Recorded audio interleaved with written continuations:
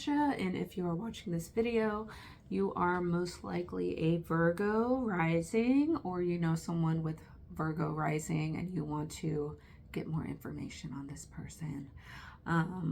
But a Virgo rising, you are a mutable earth sign. It's like the perfectionist, OCD, a little bit anxious or have anxiety in some way, very kind of maybe critical at times, and always kind of moving about things in a health way or acts of service or wanting to help.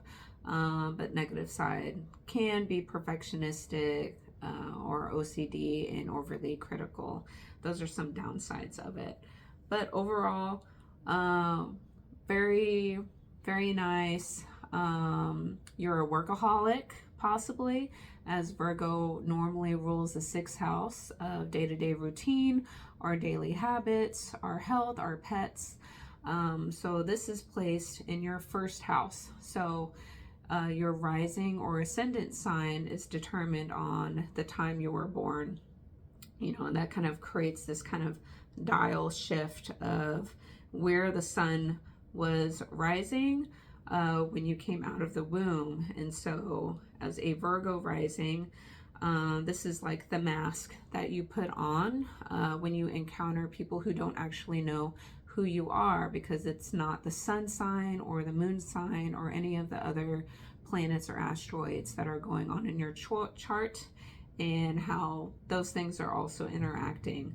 But this kind of sets the tone of your whole birth chart, and you are ruled by Mercury. So wherever Mercury is in your zodiac sign, in your birth chart, the sign and house that it is sitting in for you, this is going to have some kind of indicator of who you are or how you are being pulled towards, or how that's being interacted with you, because that is your ruler of your 1st house, or the 1st house is also representing who you are, your physical body, kind of your mindset, or kind of just how you interact with other people who are in front of you, and once again, the mask that you put on in front of other people.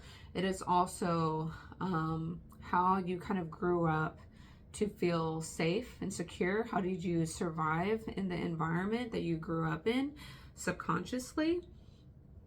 Because everyone, of course, grows up in a different household, and that can look drastically different from one person to the next, with what actually was going on in that home that you were growing up with. So as a Virgo rising, you may have paid attention a lot to the fine details of what your parents were doing, not doing, what your siblings were doing, not doing.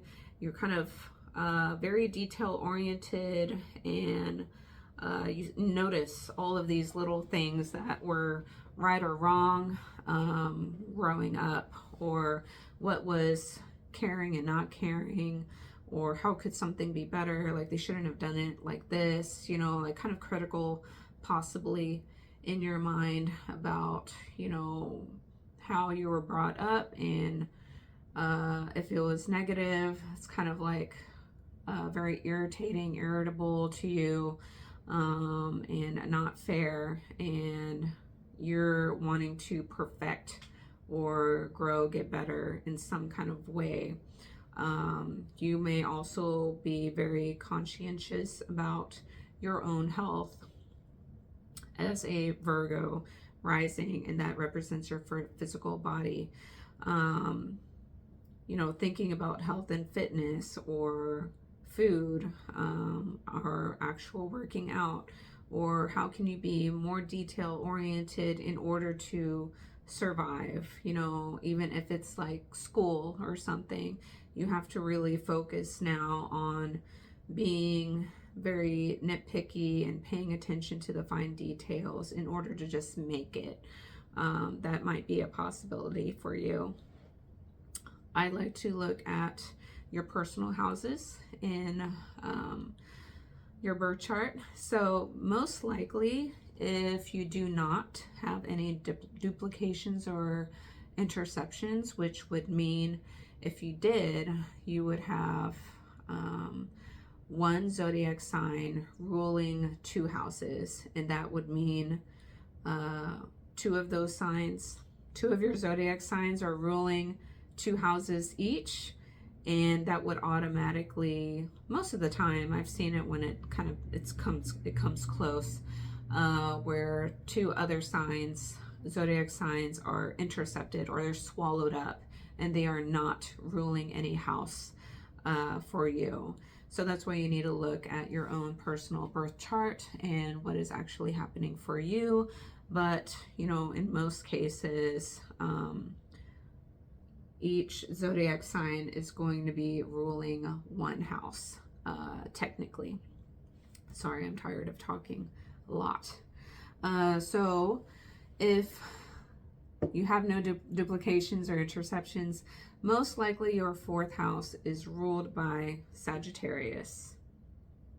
Yes, by Sagittarius. And Sagittarius is a mutable fire sign. So it's known to be flighty and unstable, because fire that's mutable is like a woo, woo, woo, woo. It's kind of going off to its passionate endeavors. Whatever you're passionate about, you're going to go after it. And when you're kind of sick of it, or you're not learning anything anymore, or growing, expanding, because Jupiter energy or Sagittarius energy is kind of wants to be optimistic, positive, and kind of spontaneous, wants to go explore one country to another country to another country, another language or whatever, or people who are very, very different from them, and then they want to go off to the next thing. So you might have a childhood upbringing that didn't feel that stable, or there was a lot of passionate endeavors going on, whether that was you or your parents. They were kind of passionate and, you know, Cupid, centaur, arrow kind of thing, kind of going off to the next loving endeavor, being optimistic about it, but maybe it didn't follow through, or things weren't as expected. You know, you might have grown up in an energy like that, you know, that was kind of a little bit turbulent. There was a lot of passion going on. You learn very philosophical, big lessons here that a lot of other kids may have not experienced, that are very deep in philosophical or spiritual, religious.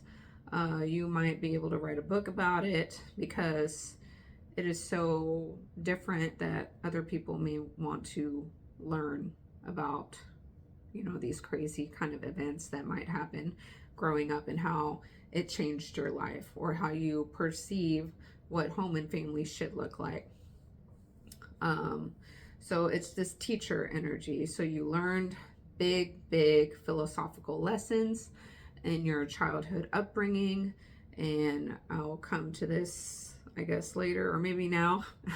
That means your 10th house is usually ruled by Gemini, if you don't have any duplications or anything like that happening in your chart. So you kind of want to teach to the public everything that you know in a kind of detail, smaller, dumbed down version for other people to comprehend, you know, because sometimes like Sagittarius energy, think of religion or philosophy or big belief systems.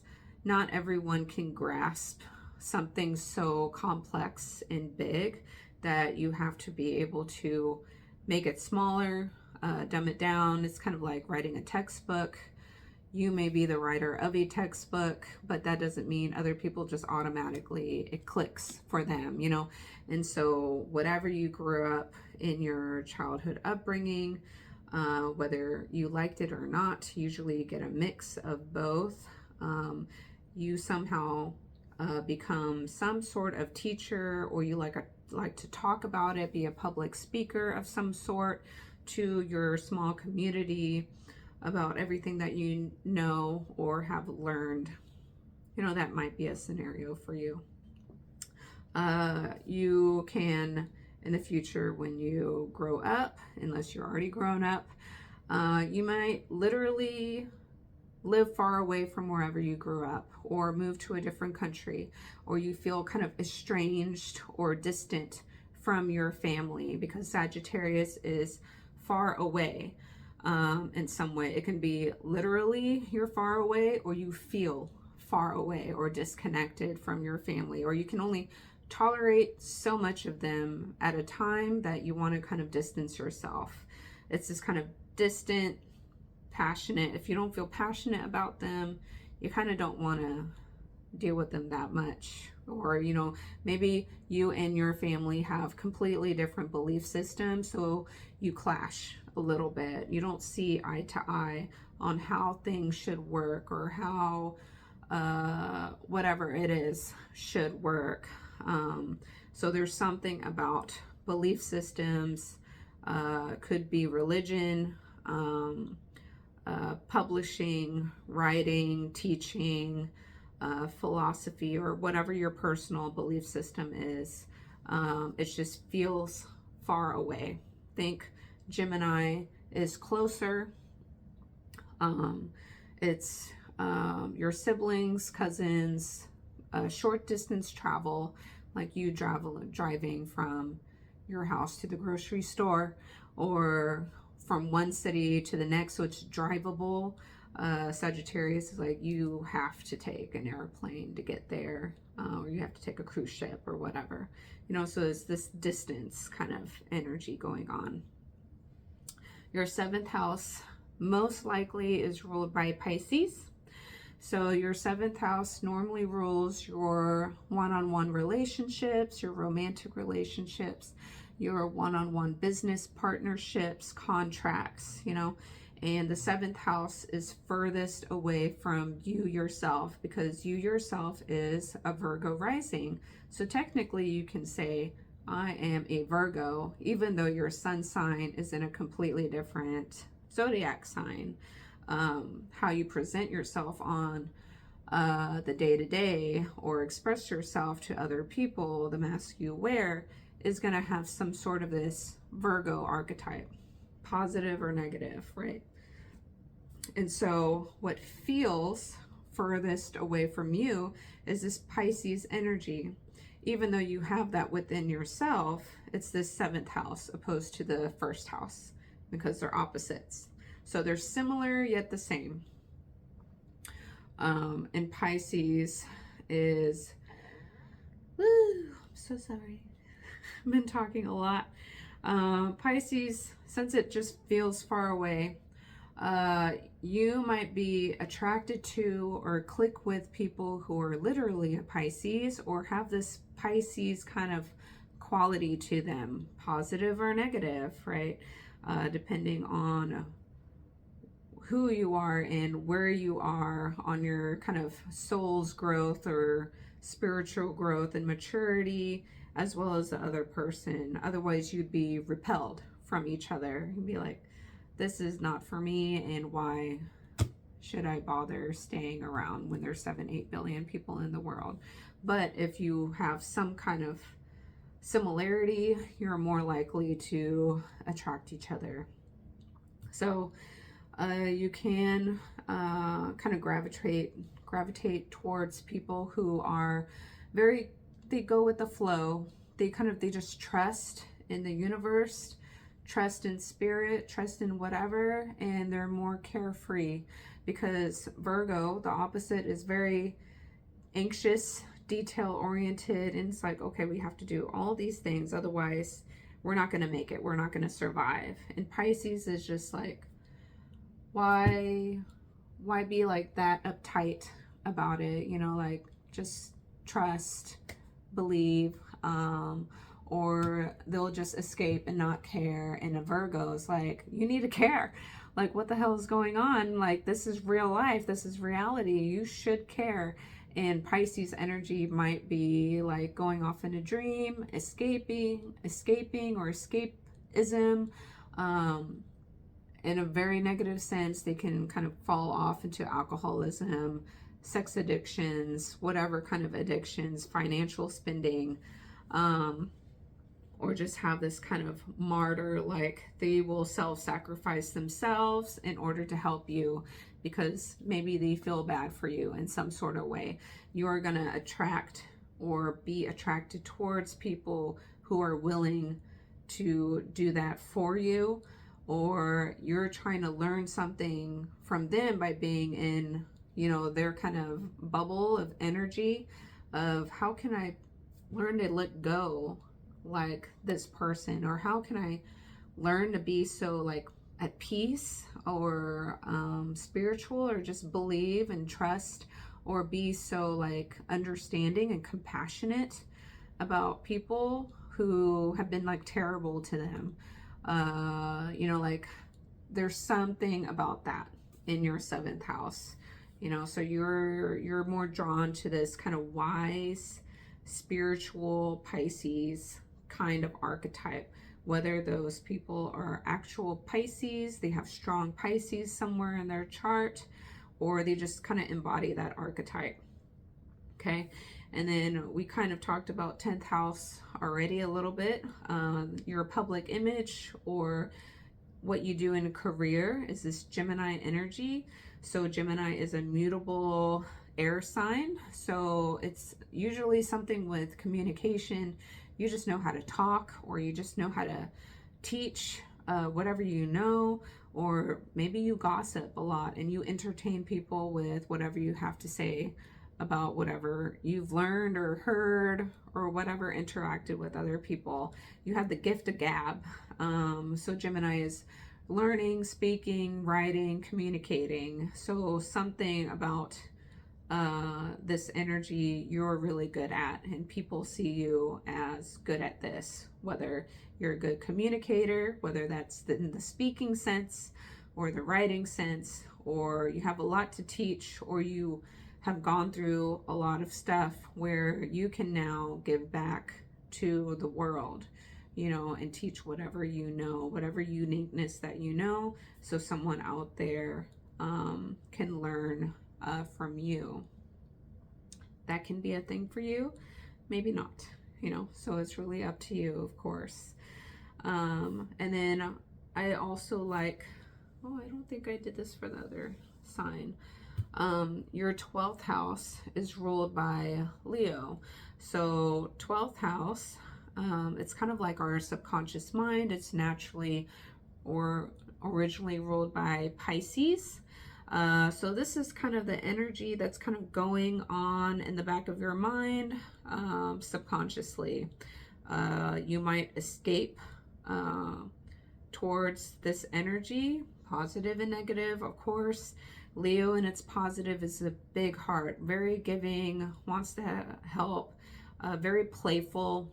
All the fire signs tend to be very playful, but also this is a fixed fire sign. So it's very hard for you to budge whatever your kind of mindset is. It's very hard to like pry that pit bull's jaw of grip. You know, if you're like, oh my God, this pit bull has my hand and it won't let go, and it's just like, ah, you know, like you have this energy, you know, in your mind, and if it's positive, that's great. But if there's a negative mindset, then it'll be really, really hard and slow for you to progress out of that negative side or quality of you. Leo is also pride and ego. So if you struggle with any kind of sense of pride, or you need to be the center of attention, or you need to be like the entertainer, or always need to be entertained in some sort of way, you get bored a lot, or you want to be surrounded by some kind of entertainment. It can be literal entertainment, or you need to be busy with a lot of people who just provide some sort of energy of always being interacting with entertainment in some way, in order to be kind of happy, or your mind is set on casual flings, you know, because Leo represents the 5th house of casual dating and casual drinking, casual sex, casual everything, self-expression. How do you present yourself to people? You know, you might be very anxious of how people see you, and if people see you in a bad light, that's gonna hurt your ego. So you're always thinking of how to be seen in a positive, bright light, because you want to shine, because that is Leo energy, and that is in your 12th house of subconscious mind, unless you have, of course, have a duplication or something like that, you know. So it's kind of something insightful to be mindful of if it is negative for you, and if it's positive, you're very creative, because Leo is a very creative sign, and you know how to express yourself in whatever unique creativities that you have. Okay. For the other houses, like your 2nd house is kind of Libra, so your self-worth, self-esteem, your personal finances, and the things that you have this kind of weighing the pros and cons too. So you might be over analyzing your self-worth, self-esteem, and the things that you have in order to feel good about yourself, and you go through this kind of up and down, what is fair and balanced. Or if you are in a relationship with someone else, you have more of this kind of fair and balanced kind of dynamic that might play out for you. Your 3rd house is most likely ruled by Scorpio. So you might notice that in your either your siblings or your cousins or your small community that you're surrounded with tend to have this kind of Scorpio energy to them. So it can be very deeply fixated and passionate. It can be emotionally unstable, because Pluto and Mars rule Scorpio, and it's just about change and transformation. So they can go through this big ups and downs with emotions. Water is emotions. Scorpio is also power play, power dynamics, power and control. So either with your siblings, there's this, you might have grown up with this kind of tug of war of power and control plays, or feeling deeply emotional about a sibling or other siblings, or jealous, possessive, obsessive about maybe what they have opposed to what you got, and vice versa. Or in a small community, you might have this kind of Scorpio kind of dynamic with the people that are kind of close in your group, that there's power plays, or people are kind of in it for their own resources, their own investments, or you invest with people who are in your local small little community bubble, because that's just what Scorpio represents. It's death, rebirth, major transformation, other people's money, other people's resources, things that you join together, inheritances, stuff like that, sex. So maybe you play a lot with the people that are in your community, but that doesn't have to apply to you. Okay. And then your 5th house is ruled most likely by Capricorn, unless of course you have that duplication, triplication, whatever. And we just went through that 15-year cycle of Pluto transiting Capricorn. So Pluto in the past 15 years was transiting through this 5th house for you. Or, you know, if it's at a different degree, you know, if it's at a strong degree, like 27, 28, it has started maybe in a few years ago. And it was mostly playing out in the 4th house for you instead of the 5th. That's why you need to really know your own personal birth chart. I do not do whole sign houses. I notice Placidus works the best, at least from what I have seen. So Capricorn in your house of dating, casual dating, casual sex, casual flings, creativity. This is something, or self-expression.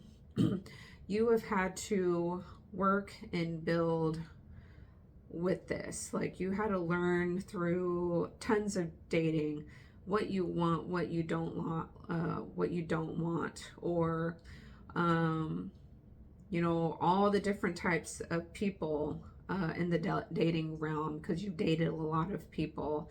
You can even see this or approach it as using people that you date to climb up to the top, because Capricorn is this kind of hierarchy thing of climbing the ladder, usually the corporate ladder or the work ladder. You start from 0 experience, and 30 years from that 0 year of experience, now you have 30 years, you're the CEO, or you've opened up your own company because you've just learned so much. You've went through all the trials and tribulations, the setbacks, delays, hardcore lessons, and repeating it over and over again the long way, because Saturnian energy does not let you take shortcuts.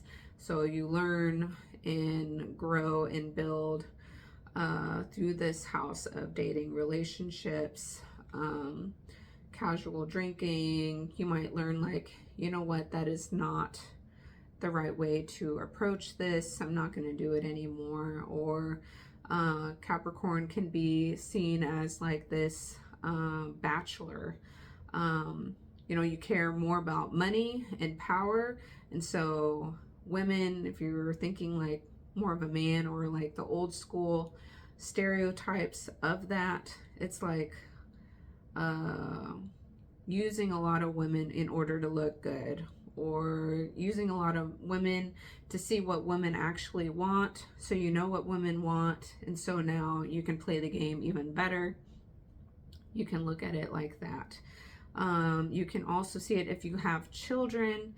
You can see it as you want to build and grow your children to be better, or they're your legacy. So you invest a lot of time, energy, resources. You teach them everything that you personally went through, which was really, really hard. And now you're going to build and grow your legacy of children. So it's that building block of creating self-expression. 5th house, creativity, children's, fun, play, and Capricorn energy in this house. And you have to think of what age you are now, what your maturity level is, you know, and whatever choices you have gone. There's something about that, you know, so it can be positive or negative, okay? And then your 6th house is most likely ruled by Aquarius. So 6th house is your day-to-day routine, your habits that you built up. It's naturally that Virgo energy. And Aquarius is sitting here. So Aquarius sitting in your 6th house is like, you're a humanitarian in your day-to-day. You kind of care about everyone in a way. You also are kind of detached. You care, yet you might be emotionally detached, or you don't quite get it, what other people are expressing to you. There's this kind of disconnect, because if you think of the symbolism of Aquarius, it's the wavy lines. It actually looks like it could pass as water. And yeah, there is a bucket of water in Aquarius, with the person holding the vessel and pouring it to nurture and feed the world, or give a little bit of water or life to everyone else. It's this humanitarian, or everyone gets a little bit, like you share. Or Aquarius is kind of like networks and friends on a day-to-day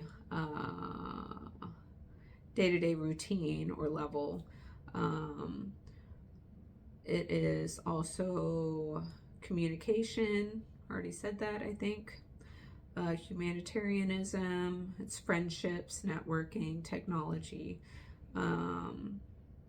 So that has something to do with your day-to-day routine, your health practices, whether you are, it's also unconventional or rebellious. So you might be a little bit rebellious in your approach to your day-to-day life in some way, shape, or form, or you don't want to do things the traditional way, or go about your day-to-day habits like everybody else. You have like a unconventional belief system or approach to your day-to-day habits. You don't live conventionally on a day-to-day.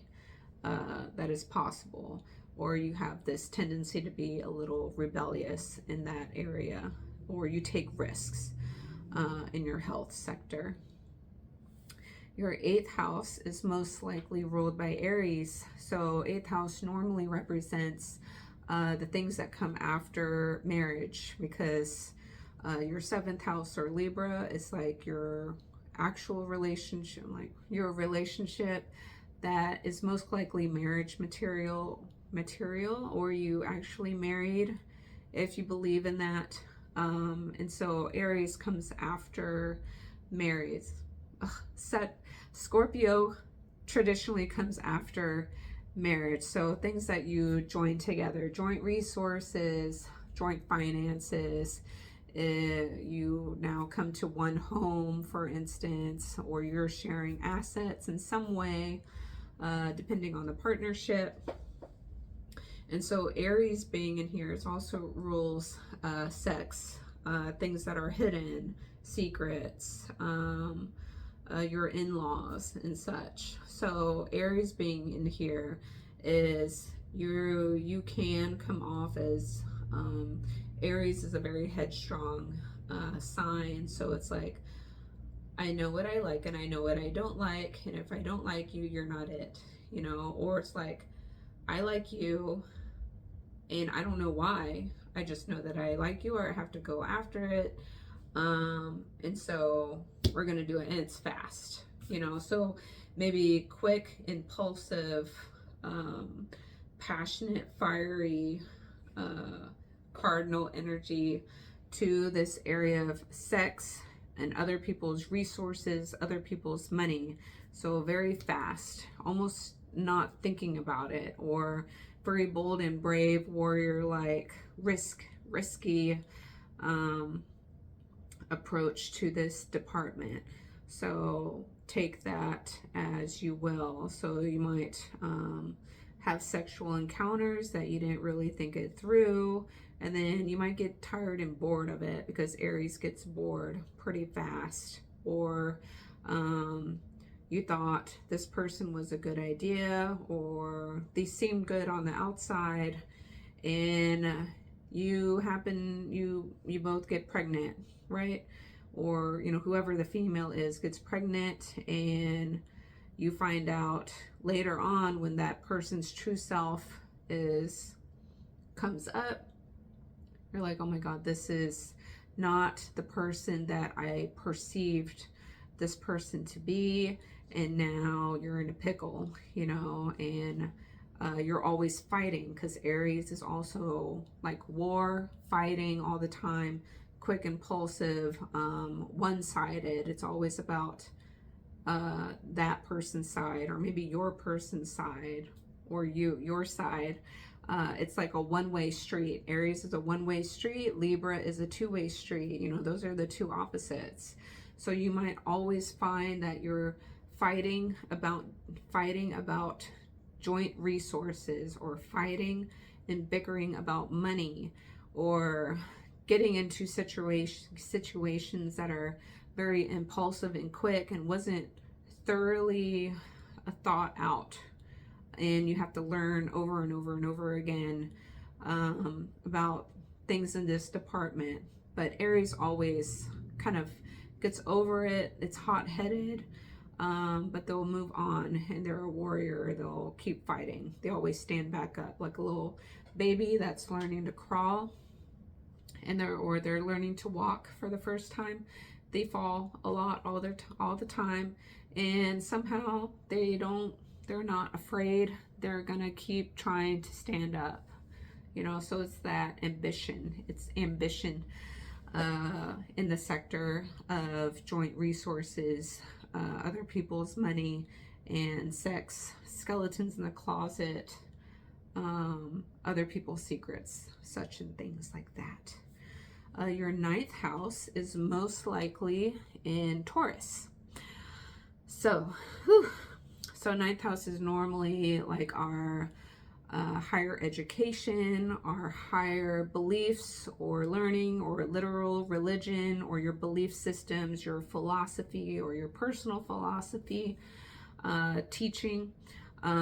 You have a Taurus in here. So your personal belief system might come off as very grounded or not movable, maybe a little lazy, like you don't want to, because Taurus, the downside of Taurus can be sloth or laziness or gluttony, like they like to eat a lot. So it being in the ninth house, you can have this kind of self-pleasant or pleasurable belief systems, like you want to be pleasured in some way, because Taurian energy is like you want things to look good, feel good, smell good. So you want to feel like you're on cloud nine, or you're in riches, that you can have enough wealth and finances to have nice things.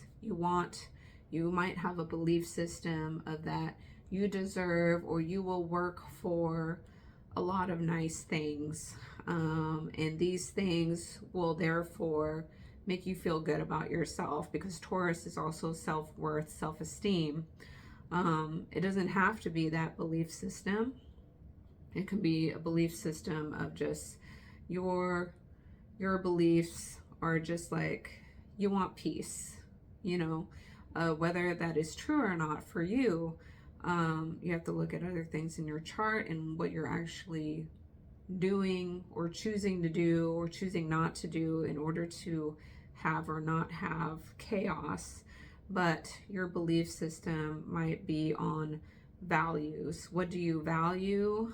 Might lead what your personal belief system is on the day-to-day, something to do with that. So it kind of depends on you, but that is the energy of Taurus, kind of being in the ninth house. And then your 11th house most likely is in Cancer.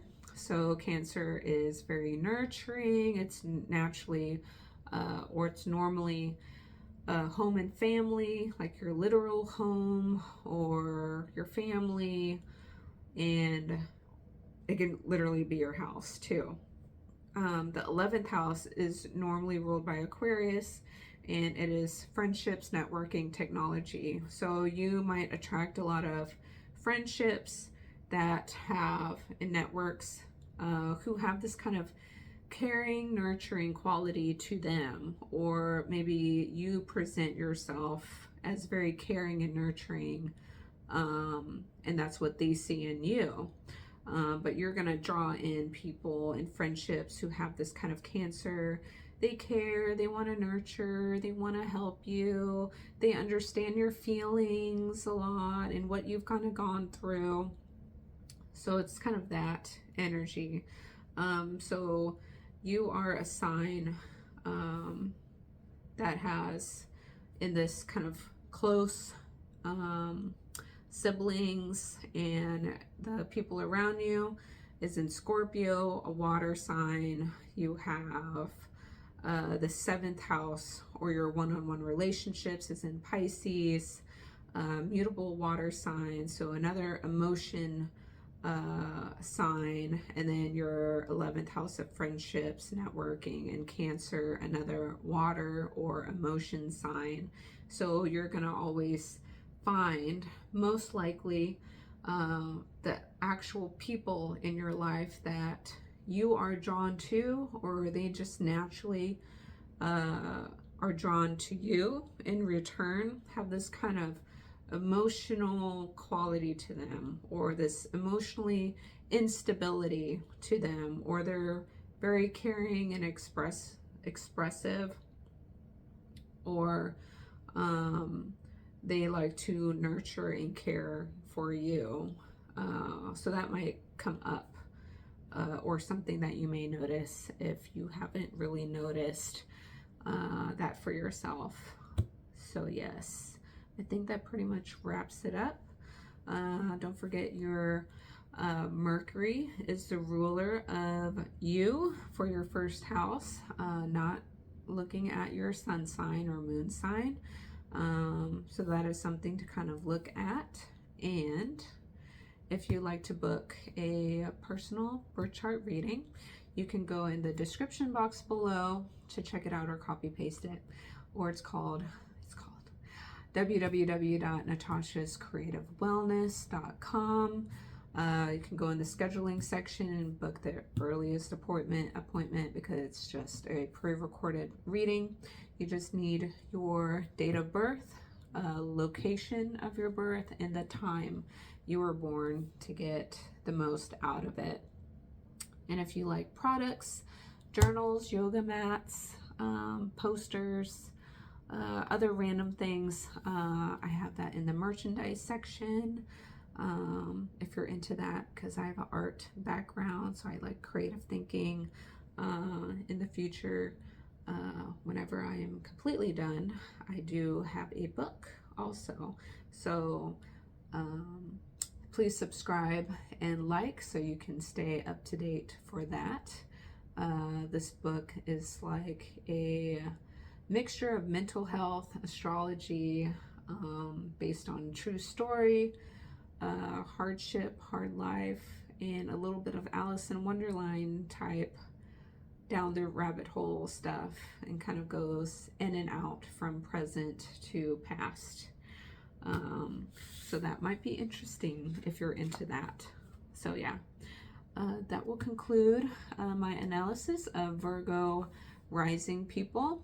So check out the rest of my playlist and videos. If you're into fitness and working out, I have a separate channel for that. It's under my actual name, Natasha Greenwood, or fit_Tasha Flex, as I like wellness, you know, and that's mind, body, soul, self-improvement and such, because having a human life is not always easy, and working out is good for your health, it's good for your mental health, and maybe you will find something motivational or something to learn from that channel. So I'm separating that. So please check it out. Thank you, and I'll see you next time. Okay, bye.